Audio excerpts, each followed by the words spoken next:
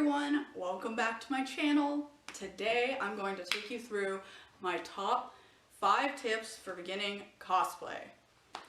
So I used to make really elaborate Halloween costumes, and then I found out about the cosplay world. And I wish I found it sooner, but now I've been cosplaying for about 3 years now. And one of the first cosplays I did was Misa Amane from Death Note. And then I did Raven from Teen Titans, which was one of my favorites, and I've worn her a couple times. And I'm Wednesday Addams right now. So my first step and advice for you, always test your makeup. If you're doing some elaborate cosplay where you're wearing body paint, please test your makeup. And I don't mean just like a little swab test. I mean full-fledged, like paint your face with it, even a couple times just to make sure you know how to apply it, know whether it's going to smudge off, make sure you learn how to seal it properly. Shit don't come off now. And you don't want it to come off. You don't want to walk into somebody at a con and have your makeup get on their cosplay, or have some person take a photo with you and they touch you and all of a sudden there's like a handprint of smudgy color on their hand, or you're missing makeup off your waist or your face or your neck or whatever. You want to make sure you get a high quality brand of the makeup. You don't want Halloween store makeup. Don't do it. Just don't do it, trust me. I always use Snazaroo. It's pretty easy to use. Just wet it a little bit and then apply it. I will be doing videos on how to do that in the future. But my first tip for you is 100%. Please know what you're doing and test your makeup. Tip number 2. You want to get used to wearing your wig, if you have one, or carrying your big prop around. You don't want to go to a con and have a prop and you're like, oh my god, I didn't know it would be so heavy. You want to make sure it's light and durable. You want to make sure the wig is comfortable.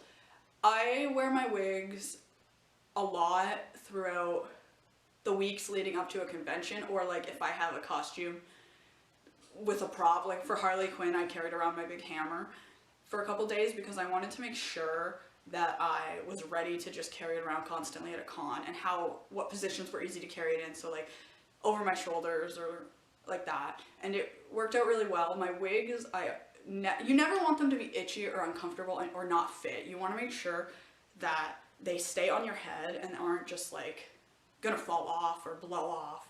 And I usually get like just like the adjustable ones. I'm currently wearing one, and I think this one was actually just off Amazon. It was pretty cheap. I just got it for my Shigo cosplay from Kim Possible.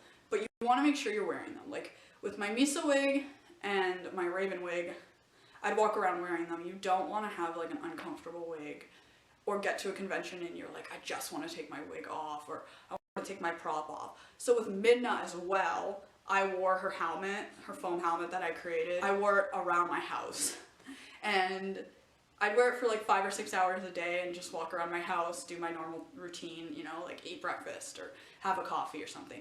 And it was a little bit weird and I looked weird because I wasn't in full cosplay, but I had to get used to wearing it. And you want to know how much space you have. Like the Midna helmet stuck out quite a bit, so I got really used to not walking into walls with it and smashing it off things, because it did happen the first like 2 or 3 days I was wearing it. I didn't realize that I had an excess like giant thing off my head. I kept forgetting, and you want to get used to doing that.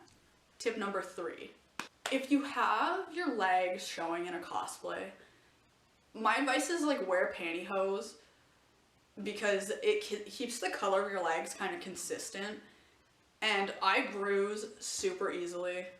For Raven, I actually wore gray pantyhose, so I didn't have to like paint my legs, so it worked out really well for me.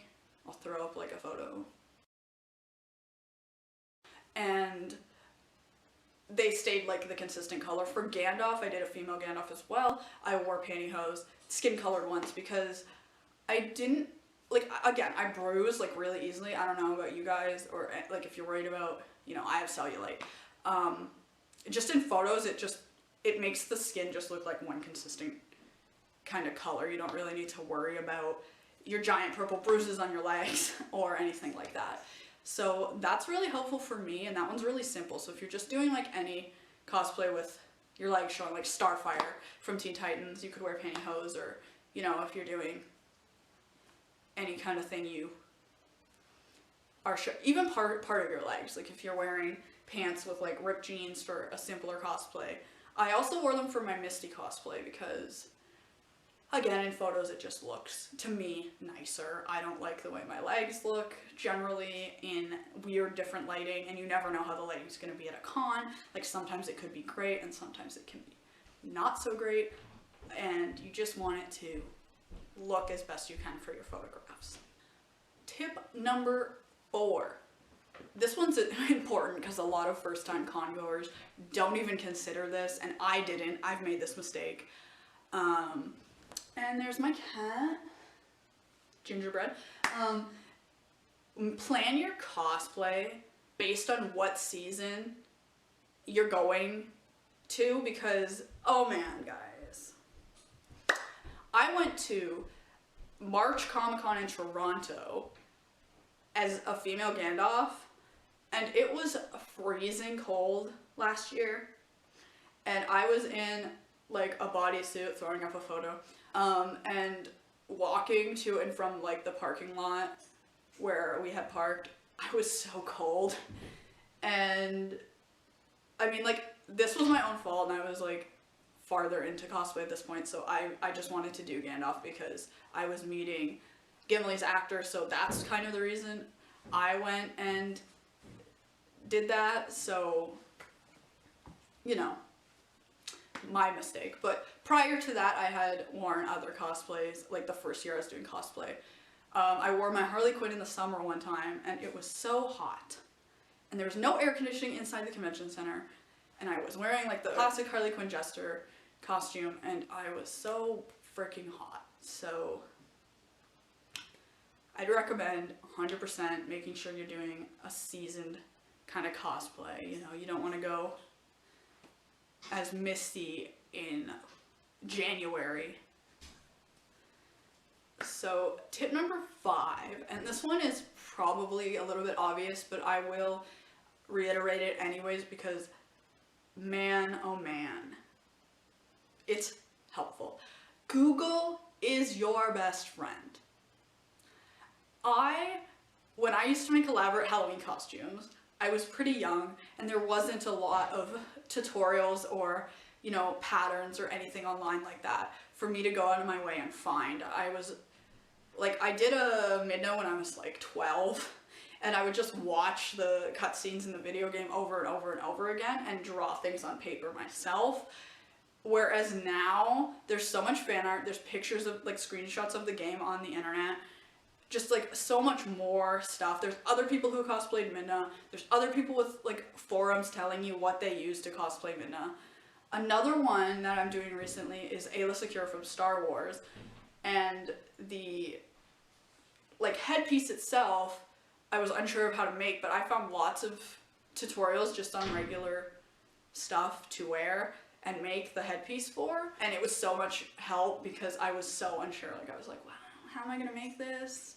You know, and then I just kept Googling pictures of Ayla Secure because she's kind of a complex character.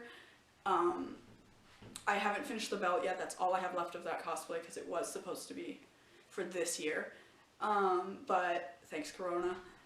And I really want to stress the fact that if you want to cosplay a character, especially a popular one, there is probably someone out there who's done it, who has posted step-by-step instructions. If you're doing your cosplay, Google 100% best friend. Please utilize it. Please search up everything. Look for reference photos. Get every angle of the character you want to cosplay. You will find it. One of the things I like to search is like my character in the T-pose, because you kind of get like the front and back view. So that pretty much concludes my video, and I really hope it was helpful to you because, like I said, when I started making costumes, I didn't have everything on the internet. So I really hope that my advice has helped some of you out there, especially if you're just starting out, because it can be scary and overwhelming with so many different characters and different things and different paints and different fabrics, and you really want to know where to start and how to start, and I really hope that my advice helped you guys. So thank you so much for watching, and I'll see you next time. Bye!